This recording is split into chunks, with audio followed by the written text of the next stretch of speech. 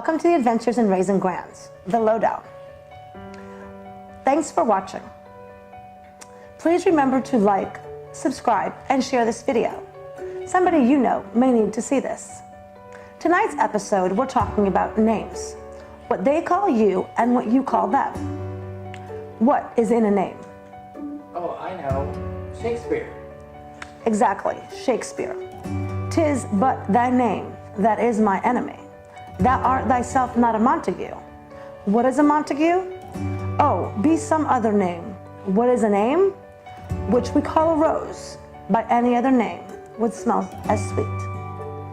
This is a great reminder that no matter what we call them or they call us, it's just as sweet. I'd like to start tonight's episode off with a funny story. Our little monkey said to our adoption specialist that we met for the first time a couple of weeks ago if she would change his name. But that's not the funniest part. The best part was when he looked at her and said, "And will you make me adopted?" I'm not exactly sure he knows what adopted means, but we do know that he knows that he wants to live with us forever. I hope it's not forever. And call us mom and dad. I'd like to start off tonight talking about what we call them. I know when most people adopt children, they have a choice of changing the child's name or leaving it the same. And I would like to talk about what choices we're making in our adoption with our grands and some other choices that are out there. The first choice you have, obviously, is to change any part of the child's name, the first, the middle, or the last, one, two, or all three. It's most common to change the child's last name and make it to match your own. And we're definitely doing this with our grands, just to make our lives a little easier for school and whatnot, for us all to have the same last name. We will be the Shiver party of four. It's also pretty common to change the middle name. We're changing the middle name of both of our grands. For Sunshine, we're just changing by adding my middle name to her middle name and making it one name. That way we both have the same monogram, which I think is sweet. For our monkey, we gave him a choice. He's 6, and it's not quite old enough to make the decision all by himself, but we asked him if he wanted to change his name, and he said yes. Being the fact that he's named after someone who he's not biologically related to kind of makes it a good thing. We gave him a couple choices. We did this because we did not want his middle name to be Buzz Lightyear or Woody. So we will be changing his middle name to the same middle name as my father, my nephews, my brother who passed, as well as our son that lives in Michigan. The last choice is changing the child's first name, and this is the least common and the most difficult. A child of a certain age becomes very difficult the older they are in order to change their first name. We will be leaving the monkey's first name, what his parents named him, only because it's what he goes by, and he knows it very well. But with Sunshine, since we've had her since she was so young, we have never called her by her birth name. We've called her by nicknames.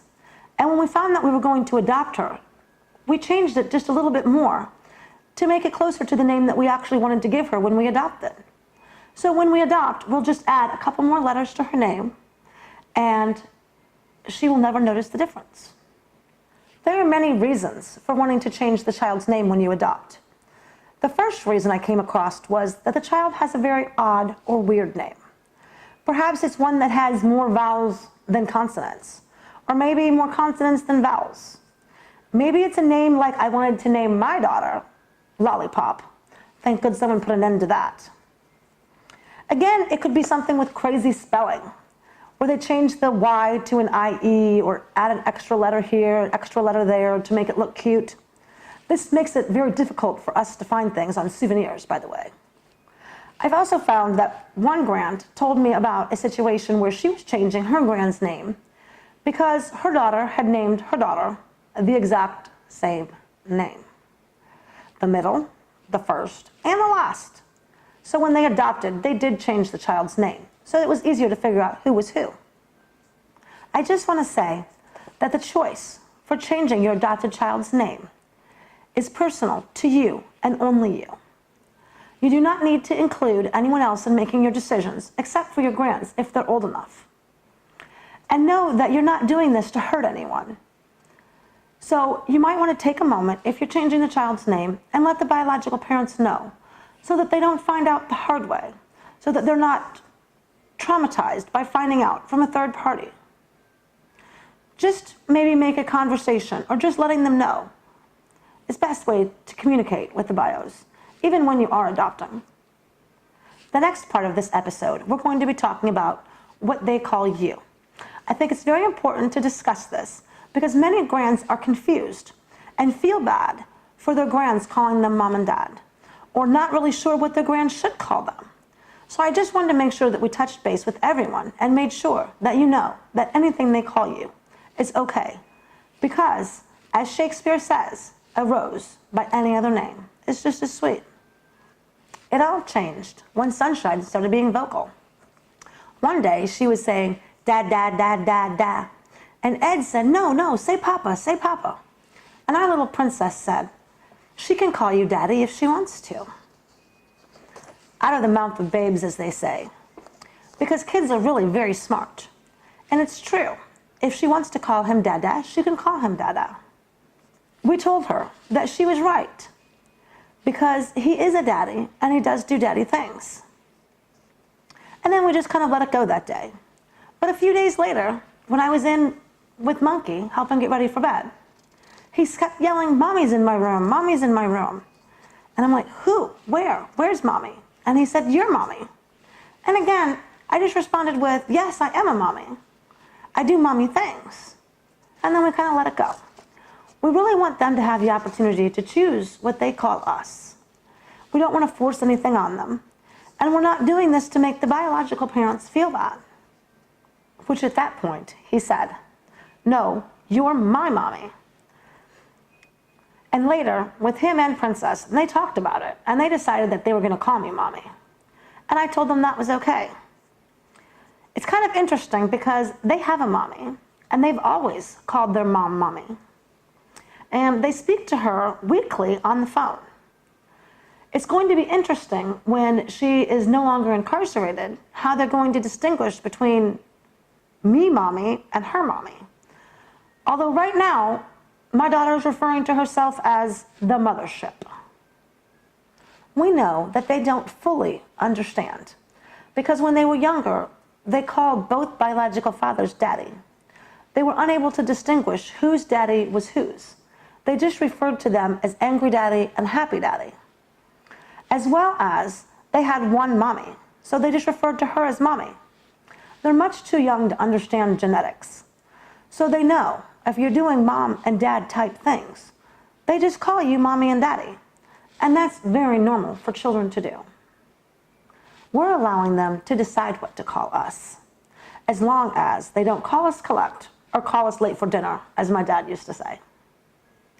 Using the mom and dad titles is actually a milestone of sorts if you look at it. It means that they're feeling like they're part of a family. It means that they feel like they're being taken care of. And it also means that they feel like they're safe. They have a feeling of belonging as well. So it's not meant to harm or be disrespectful to their actual biological parents. It's just a way for them to show others that they are feeling safe. And their way of saying that they're loved. So make sure that if you're out and about and you hear that someone's changed their adopted child's name, or you hear a grandchild calling the grandmother mom, don't judge, because you don't know the story, and every single case is different. Now it's time for the Adventure Challenge. This is where we challenge you to take a photo of your grands doing the challenge and then emailing it to us. The email is located at the end of this video. This episode's challenge is to take a picture of your grands in nature. Here's some photos of our grands.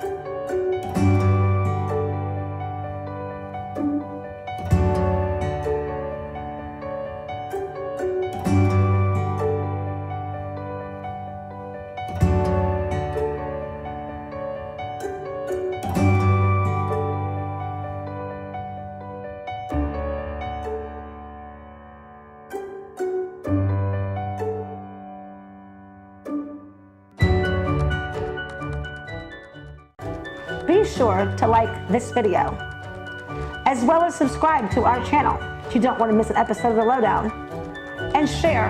Someone you know may need to see this. And don't forget, send in those photos